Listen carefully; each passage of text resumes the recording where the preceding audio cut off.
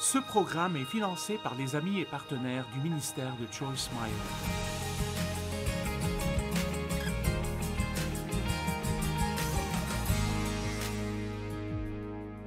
Aujourd'hui, je veux vous parler de la parabole du semeur. Elle est très importante dans la parole de Dieu parce que c'est une parabole à propos de 4 genres différents de... La Bible dit terre, mais elle parle en fait de 4 genres différents de cœur. 4 différents états du cœur et comment ces 4 cœurs différents entendent ou n'entendent pas la parole de Dieu. Il y a quelques milliers de personnes ici aujourd'hui et elles seront multipliées car plusieurs milliers et même des millions regarderont à la télé partout dans le monde et certains tireront plus de ce que je dis que d'autres. Certains entendront ce que je dis et ils agiront d'après ce que je dis et ils commenceront à avoir de bons changements dans leur vie, mais certains ne feront vraiment rien avec. Certains se concentreront sur ce que je dis et d'autres laisseront leurs pensées errer et donc ils resteront là avec un sourire sur le visage, mais ils n'en tirent rien parce qu'ils n'écoutent pas vraiment. Alors, nous allons parler de ces 4 sortes de cœurs aujourd'hui. Prenez une décision à propos de... Je veux dire, vous mettez de votre temps dans ça, alors qu'est-ce que vous voulez vraiment en tirer? Vous savez, ce n'est pas juste un événement. Je ne suis pas intéressée à tourner autour du monde et faire des événements. Je veux dire, je fais ceci parce que je sais ce que Dieu a fait dans ma vie et je sais ce qu'il peut faire, ce qu'il veut faire et ce qu'il est en train de faire dans vos vies.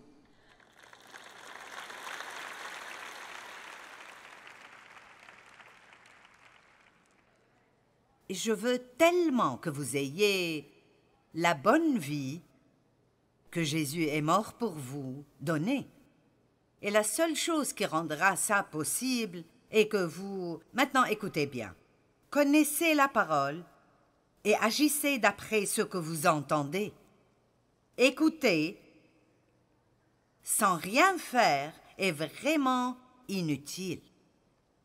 La seule chose, si vous savez beaucoup de choses, mais vous n'agissez pas d'après cela, alors vous devenez orgueilleux à cause de tout ce que vous savez et vous voudrez dire à tout le monde quoi faire.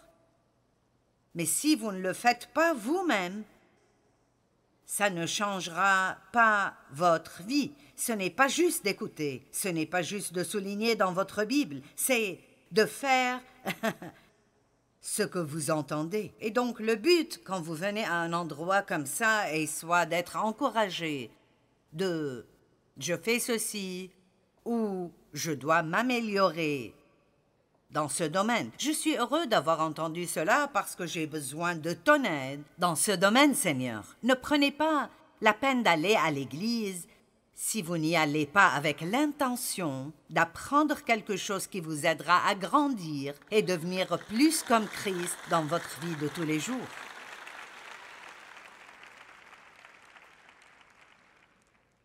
Vous savez, certains disent « je vais à l'église chaque dimanche ». Eh bien, c'est bon pour vous.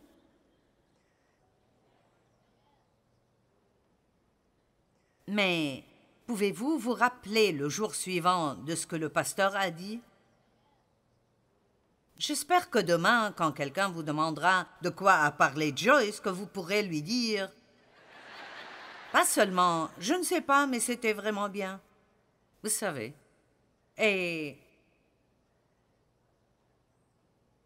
ce qui est intéressant là est que Jésus a dit à ses disciples, si vous ne comprenez pas cette parabole, vous ne pourrez comprendre aucune des paraboles. Waouh, quelle déclaration! Si vous ne comprenez pas cette parabole, vous ne comprendrez aucune des paraboles. Et ensuite, il dit aussi dans Marc 4, 24, et ceci est très important, la mesure d'étude dont vous vous servez pour la vérité que vous entendez est la mesure de vertu et de connaissance qu'on vous appliquera. Je répète, la mesure de pensée et d'étude. Remarquez bien, de pensée et d'étude. dont vous vous servez, pour la vérité que vous entendez, et la mesure de vertu, ce qui est un autre mot pour la puissance, et de connaissance qu'on vous appliquera. Je fais ma part. Mais si vous ne faites pas votre part, eh bien, vous passerez peut-être du bon temps, mais je veux que vous ayez plus que du bon temps.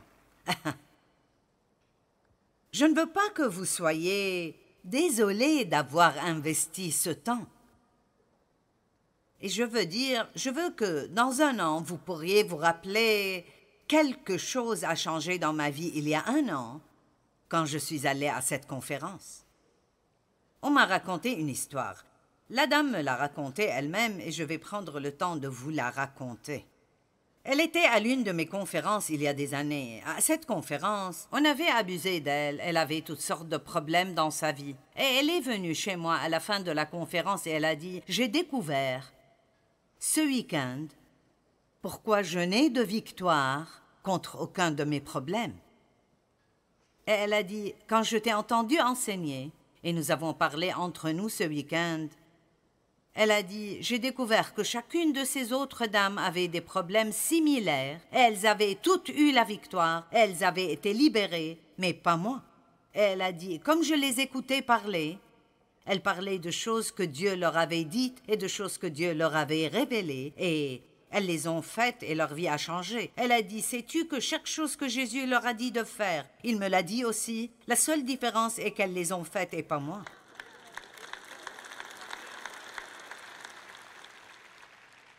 Mon fils aîné m'a dit une fois, celui qui s'occupe du ministère, il a dit, chaque fois que toi et papa devaient m'appeler pour me corriger,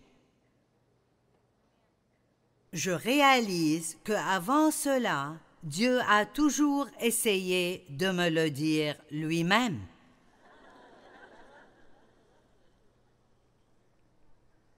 Et plus qu'une fois. Mais comme je ne voulais pas l'écouter, il devait me parler à travers vous, ce qui est plus dur. Dieu nous parle et nous montre des choses tout le temps. Et nous parlons à cette conférence de prendre un plus grand engagement. Et donc, laissons l'un de nos buts être de nous engager à écouter ce que Dieu dit. Allez, Dieu essaye de vous donner des réponses qui vous garderont loin des problèmes. Et il ne changera pas d'avis. Ça ne vous fera pas de bien de l'ignorer et d'espérer qu'il aura une réponse plus facile, parce qu'il n'en aura pas. Et je sais que toute personne présente ici, parce que Dieu ne fait pas exception de personne, et la parole marche pour tout le monde. Il dit quiconque.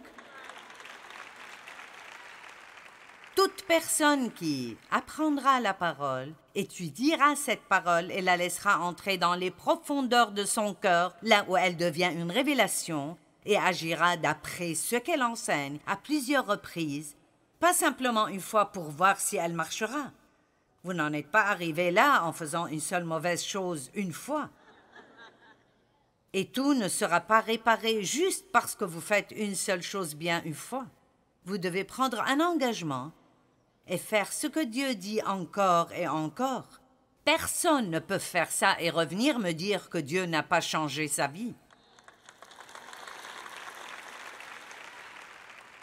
Donc, je suppose que je mets un peu de responsabilité sur vous aujourd'hui pour dire votre victoire n'est pas dépendante de nous qui travaillons et étudions pour vous amener la parole. Elle dépend de ce que vous faites, de ce que vous entendez. Amen? Très bien. La parabole du semeur. Marc 4, 1 à 9. Jésus commença à enseigner au bord du lac. Autour de lui, la foule s'assembla si nombreuse qu'il dut monter dans un bateau. Il s'y assit. Et tous les gens tournés vers le lac se tenaient sur le rivage. Il leur enseignait beaucoup de choses sous forme de paraboles. C'est comme une histoire. Voici ce qu'il leur disait. « Écoutez !» J'aime le fait qu'il a commencé avec ça. « Écoutez !» Point d'exclamation. Un semeur sortit pour semer. Or, comme il semait, des grains tombèrent au bord du chemin, les oiseaux les mangèrent. D'autres tombèrent sur un sol rocailleux et ils levèrent rapidement parce que la couche de terre n'était pas profonde. Mais quand le soleil se leva, il brûla les petits plants et, faute de racines, ils séchèrent. D'autres grains tombèrent parmi les ronces, celles-ci étouffèrent les jeunes pousses qui ne produisirent rien. D'autres encore tombèrent dans la bonne terre, les plantes poussèrent, se développèrent et produisirent des épis. Les uns portaient 30 grains, d'autres 60 et d'autres 100.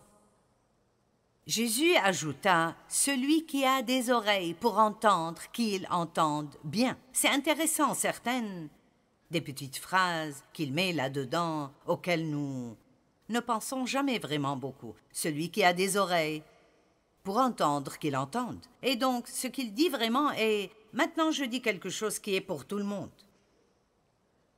Il commence en disant « Écoutez !» Et puis il dit « Si vous avez des oreilles obéissantes. » À un endroit, la Bible parle d'avoir une oreille circoncise. Je pourrais dire la même chose et différentes personnes l'entendraient de façon différente dépendant de l'état de leur cœur et certaines personnes ne l'entendraient pas du tout. C'est quelque chose qu'ils n'aiment pas, alors ils la rejettent immédiatement avant qu'elle n'ait l'opportunité de faire quoi que ce soit. Maintenant, dans notre monde d'aujourd'hui, avec les fermes opérées avec des machines, nous ne comprendrons pas immédiatement la parabole du semeur parce que Jésus a utilisé des exemples qui sont relatifs à la culture dans laquelle il vivait. C'est une parabole tirée de la communauté des fermiers du temps de Jésus. Mais ses auditeurs auraient immédiatement reconnu la scène et se seraient identifiés avec le message. Tout le monde vivait grâce au travail de la ferme, excepté les très, très riches. Maintenant, ma grand-mère avait un jardin. J'étais dans son jardin assez souvent. Maintenant, je ne suis certainement pas une fermière, mais je sais certaines choses. Certains d'entre vous ont planté des jardins, peut-être des légumes ou au moins des fleurs. Donc, vous savez que vous n'aurez jamais de récolte si vous ne plantez pas une graine d'abord. Amen.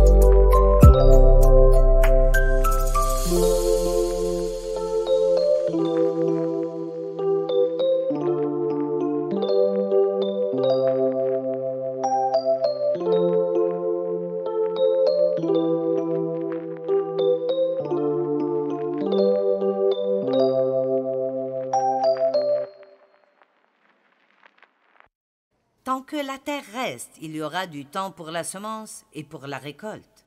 Vous plantez votre graine dans la terre, puis il y a toujours du temps, et puis éventuellement, il y a une récolte. Eh bien, le semeur qui sème est le Saint-Esprit. Maintenant, il utilise ma bouche aujourd'hui, mais c'est l'Esprit Saint qui sème la graine de la parole de Dieu dans votre vie. Si vous prenez cela et vous l'écoutez vraiment, vous vous accrochez vraiment à quelque chose. Vous ne pouvez probablement pas vous rappeler chaque petite chose que je dis, mais nous avons rendu cela si facile aujourd'hui. Les gens n'ont même pas besoin de regarder leur Bible. Et je pense que nous n'avons pas donné une grande faveur aux gens. Tout dans la vie est tellement facile aujourd'hui. Vous devriez voir ce que je devais faire avant pour étudier pour un seul message.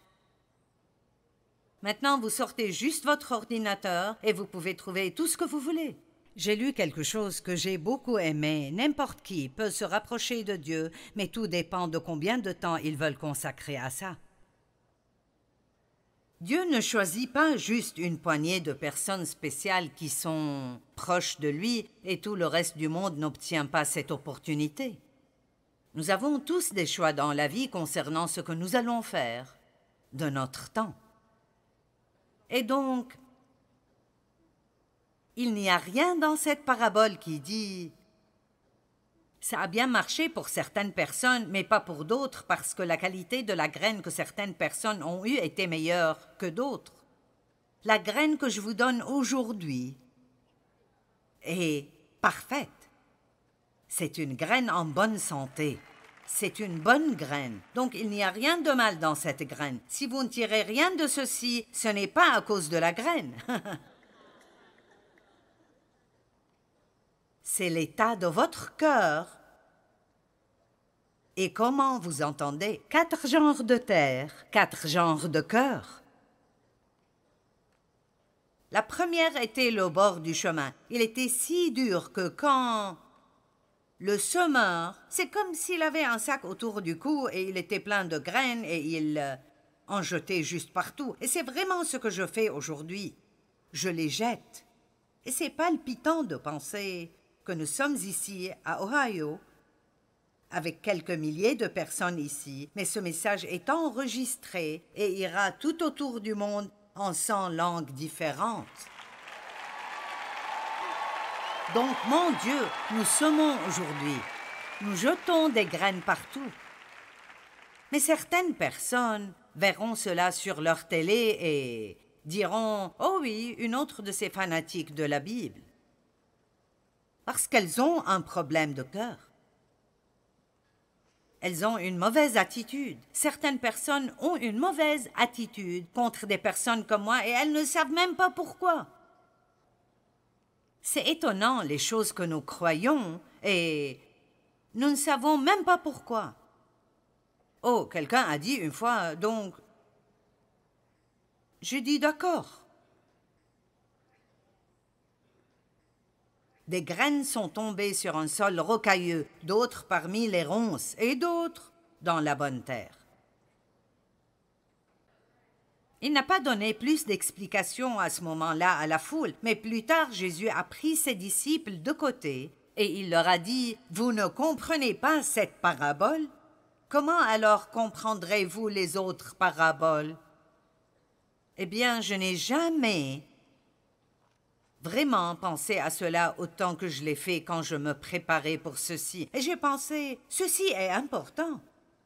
Si vous ne comprenez pas ceci, vous ne comprendrez aucune des autres paraboles. Je vais expliquer ceci pour voir pourquoi Jésus a dit ceci. Tout d'abord, les gens ne comprenaient pas pourquoi Jésus est venu. Ils ne comprenaient pas.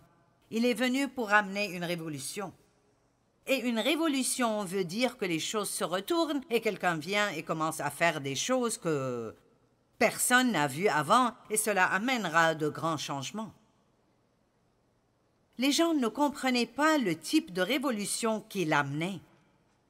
Ils voulaient, écoutez, ils voulaient et s'attendaient à ce qu'il se révolte contre les gouvernements injustes et établisse un trône terrestre pour lui-même et règne sur le monde. Ses disciples ont vraiment pensé qu'il allait établir un trône quelque part et qu'il serait ces gars importants et qu'il allait donner des ordres et réparer ce qu'il n'allait pas.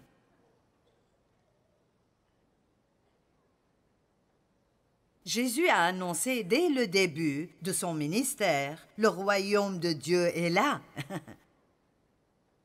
Il présentait un genre de royaume très différent là, et c'est un royaume dans lequel nous vivons, au milieu du monde dans lequel nous vivons, qui est un type de royaume. Nous, les croyants en Jésus-Christ, nous vivons dans un autre royaume qui est un peu comme un royaume secret que personne ne peut comprendre, sauf s'il est un croyant. Nous le comprenons, mais le monde ne le comprend pas. Amen. Je viens de faire toute une série de messages. Il y a 1 ou 2 conférences à propos du royaume secret dans lequel nous vivons. Et j'aime l'appeler le royaume à l'envers parce qu'il est vraiment l'opposé polaire du monde. Si vous voulez plus, vous devez donner plus. Si vous voulez être premiers, soyez les derniers. Si quelqu'un vous exploite et vous traite injustement, vous n'avez pas besoin de perdre votre vie à les haïr. Vous pouvez leur pardonner. Allez, vous feriez mieux d'être plus enthousiasmés que cela. Savez-vous que les gens qui ne sont pas sauvés n'ont pas d'autre option que de haïr, de vouloir prendre leur revanche et d'être pleins d'amertume et de laisser cela les consumer et ruiner leur vie? Mais nous avons une autre option. Dieu nous fortifie. Il nous permet, en fait, d'avoir la compassion envers la personne qui nous maltraite. Et nous pouvons dire, comme Jésus l'a dit, « Père, pardonne-leur, ils ne savent pas ce qu'ils font. »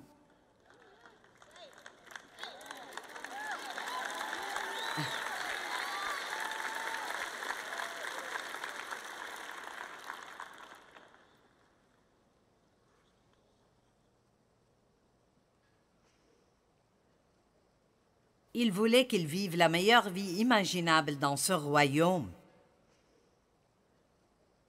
Tout le royaume, ce royaume secret, est basé sur une chose: écouter, comprendre et agir d'après la parole de Dieu.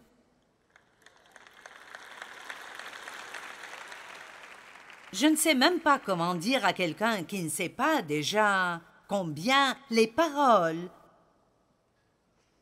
de ce livre sont puissantes.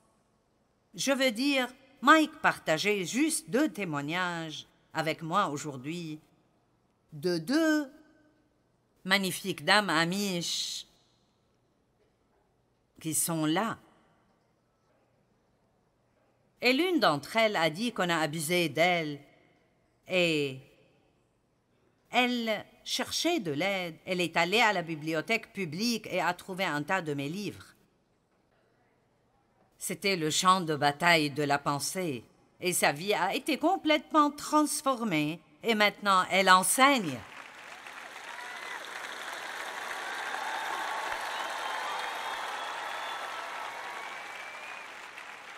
Et ce n'est pas à cause de mon livre. Ça n'a rien à voir avec ça. C'est la parole de Dieu. La parole de Dieu est aussi puissante que ça.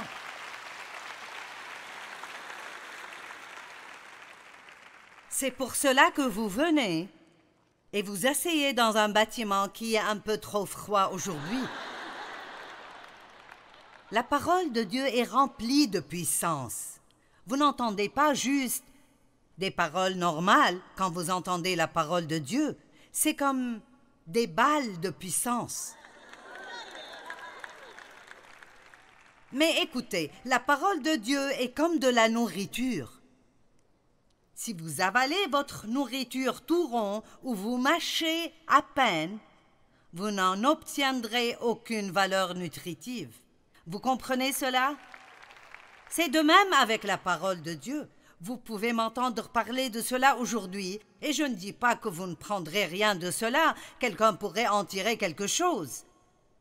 Mais si vous en tirez même 2 ou 3 choses, peut-être que vous avalez juste vraiment vite ce que j'ai dit et vous rentrez chez vous et vous faites le travail vous-même. Allez, cherchez les versets, trouvez la définition des mots, cherchez tous les versets que vous pourriez trouver sur ce sujet. Vous seriez émerveillés par ce que ça fait pour vous si vous lisez votre Bible et vous trouvez ces versets et vous les lisez vous-même, comparé à si quelqu'un vous les lit. Je suis très sérieuse concernant ce que je dis aujourd'hui. La mesure de l'étude que vous donnez à la vérité que vous entendez. Nous devons dépasser cette pensée que quelqu'un d'autre devrait tout faire pour nous. Amen.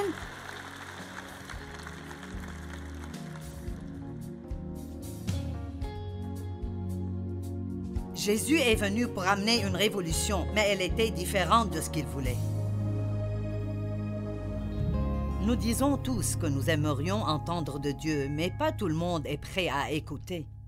La Bible dit « Faites attention à ce que vous entendez, parce que la mesure dont vous vous servez est la mesure de vertu et de connaissance qu'on vous appliquera. » L'enseignement aujourd'hui a été pris de la parabole du semeur, et c'est une parabole importante. Je veux vraiment vous encourager à commencer à étudier la parole en investissant du temps, chaque jour, dans cela.